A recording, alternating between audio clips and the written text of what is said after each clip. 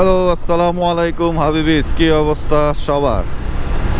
এখন বিজ্ঞানীরা নাকি রিসার্চ করে পাইছে মহিলা মানুষ 20,000 ওয়ার্ড কথা বলে সারাদিনে, আর পুরুষরা নাকি 5,000 ওয়ার্ড। সো একটা পুরুষ যখন অফিসে যায়, ও শিট শিট শিট শিট, এই অবস্থা কেন রাস্তাঘাটের?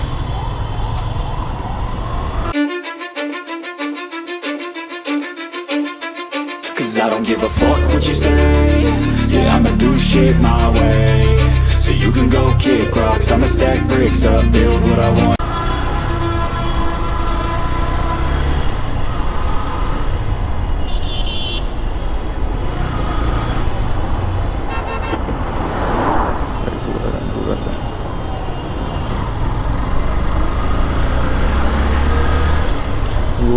ঘুরা যান বাজান।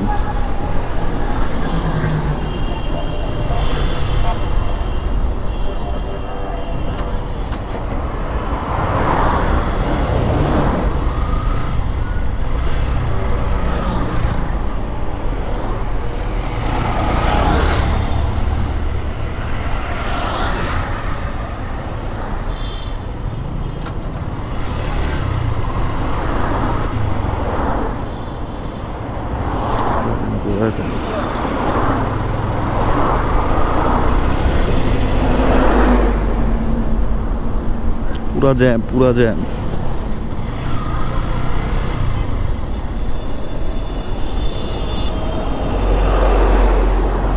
ঘুরা যান, জ্যাম জ্যাম জ্যাম।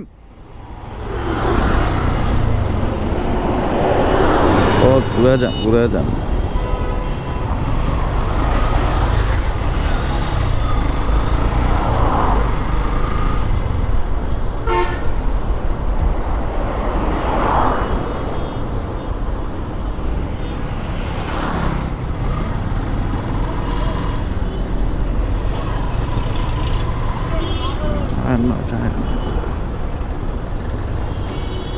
পুরা রোড জ্যাম, এই জায়গা থেকেই জ্যাম জ্যাম জ্যাম, পুরা রোড।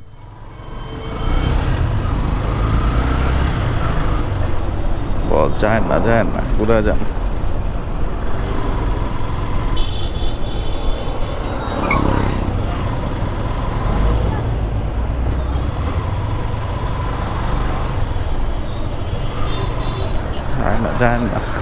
জ্যাম জ্যাম, পুরা রোড জ্যাম, পুরা রোড ব্লক।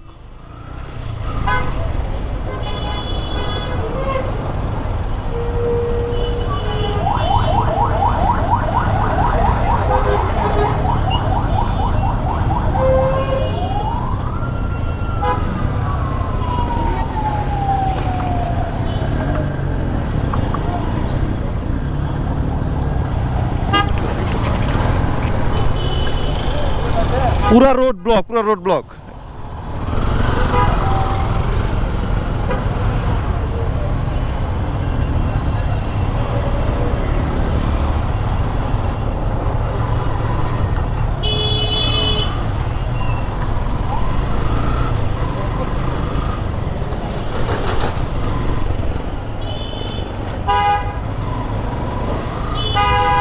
এই হচ্ছে বাংলাদেশের অবস্থা। যাই হোক, যতটুকু পারছি, আমার কথা যে শুনছে সে লাকি। আমার মতো ঘুরে আসতে হবে পরে।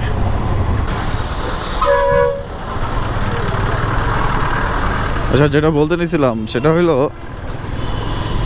একটা ছেলে যখন অফিস করবে, অফিসে তার কলিগদের সাথে কথা বলতে হয়, কাজের ব্যাপারে কথা বলতে হয়, এত কথা বলে শেষ করে, অফিস শেষ করে বাসায় আসার পর, যখন তার বউ অলরেডি মাত্র 20,000 ওয়াট কথা বলতে পারে, সে মাত্র 5,000 ওয়াট খরচ করছে, আর 15,000 ওয়াট তার জন্য বাকি রয়ে গেছে।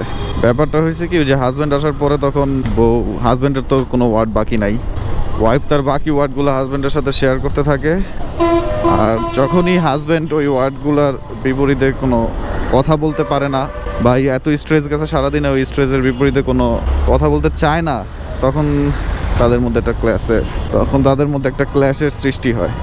সো এটা অবশ্যই বোনদের খেয়াল রাখতে হবে তার হাজব্যান্ডের ব্যাপারগুলা, আদারওয়াইজ অশান্তি অশান্তি অশান্তি। বাবা যাইতে তো না। একটা ফ্যামিলি টিকে থাকে দুইটা জিনিসের উপর, সেটা হচ্ছে ট্রাস্ট অ্যান্ড স্যাক্রিফাইস। এই দুইটা জিনিস যে ফ্যামিলির মধ্যে থাকবে অথবা যে রিলেশনের মধ্যে থাকবে, সে রিলেশন কখনো ভাঙবে না। এর কারণ হচ্ছে ট্রাস্টের ব্যাপারটা হচ্ছে যখন আপনি আপনার পার্টনারকে অলওয়েজ বিশ্বাস করবেন এবং আপনি নিজে ঠিক থাকবেন, আপনার পার্টনারের জন্য আপনি লয়াল থাকবেন, তখন এই ট্রাস্টের ব্যাপারটা বিল্ড আপ হবে। তো আপনি ভালো থাকলে তা আপনার পার্টনার কখনোই আপনার সাথে চিট করতে পারবে না। আর সেকেন্ড হচ্ছে স্যাক্রিফাইস। স্যাক্রিফাইস ব্যাপারটা হলো সবসময় সবার মুড একরকম থাকে না। আপনি আপনার পার্টনার যখন কোনো কিছু ভুল করবে এবং সে অনুতপ্ত হবে, তখন আপনার স্যাক্রিফাইস মাইন্ড থাকতে হবে।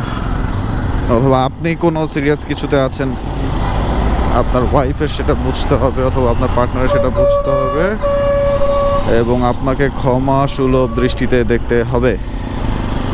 দুইজনের কমিউনিকেশন বিল্ড আপ করতে হবে, আদারওয়াইজ ট্রাস্ট অ্যান্ড স্যাক্রিফাইসের ব্যাপারটা আপনাদের মধ্যে বিল্ড আপ করতে হবে। এছাড়া আপনাদের ভালোবাসা গন। কী কারণে দাঁড়াইছি?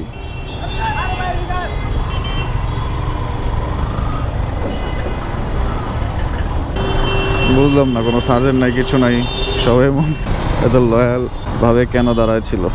ভরপুর চেকিং চলতেছে, আমাদের অলওয়েজ উচিত তাদের সহায়তা করা। এত জ্যাম কেন বাংলাদেশে? একটা জিনিস খেয়াল করছে কি, মানে যেদিন একদিক দিয়ে জ্যাম হয় সারা বাংলাদেশ জ্যাম, বাংলাদেশে চলে থাকে যাই না, মানে সারা ঢাকা শহর জ্যাম। জানি না এই ব্যাপারগুলো কেন আমাদের সাথেই হয়। আমি অবশ্য ওই যে রেগুলারই তো অফিসে যাওয়া আসা করি, আমি প্রায় দেখছি যেদিনই একদিকে জ্যাম থাকে সারা জায়গায় জ্যাম থাকে। এটা অবশ্য বাইকাররা খেয়াল করছে। আর আজকে হচ্ছে শনিবার, শনিবারে তো জ্যাম থাকার কোনো মানেই আমি দেখতেছি না। বাঙালি হলো সুযোগে চলে, কিছু করার নেই। আমার মনে হয় কি একদম অফিসে যাওয়ার সারা রোডটাই এরকম জ্যাম কন্ট্রোল করেই যেতে হবে। ওকে, দেখি ফাঁকা রাস্তায় যায় কথা বলতে পারি কিনা।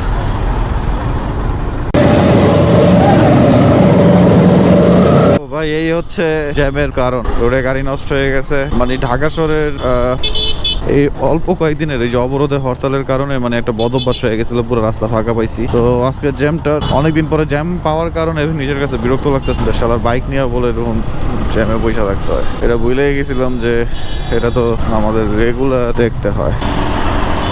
আর একটা ছোট্ট একটা গল্প বলি, কষ্টকর থেকে আসলো গল্পটা।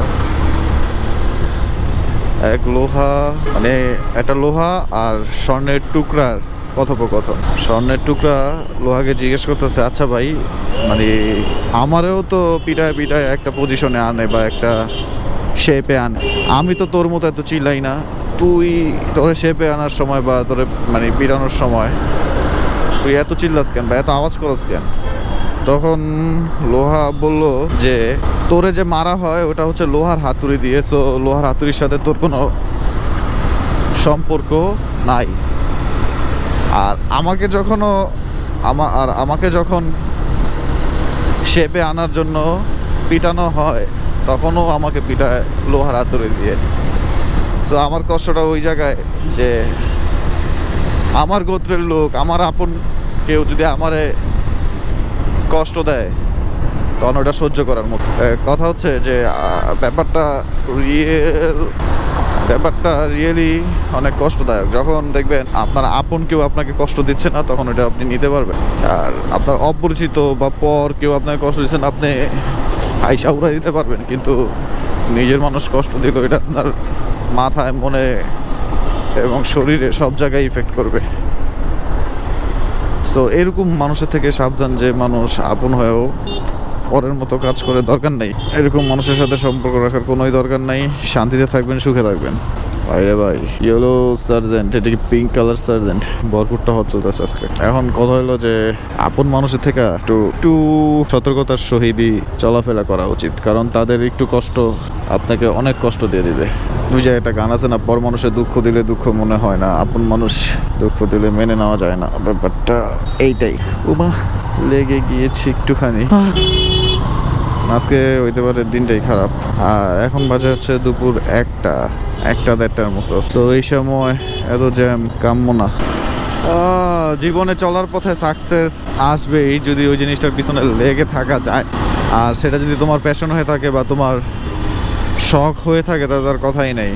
আমি জানি আমার ইউটিউবে পেজে ফলোয়ার কম, কিন্তু তারপর আমি ভিডিও করতেই আছি শেষের মতো করতেই আছি। আই হোপ একদিন তোমরা সবাই আমার ভিডিও লাইক করবে, আর আমি ওই ক্যাটাগরি ওই কোয়ালিটির ভিডিও মেক করব সবাই পছন্দ করে। কিন্তু একটু শিওর যে আমি তোমাদের সাথেই থাকবো, এত সহজে ছাড়তেছি না।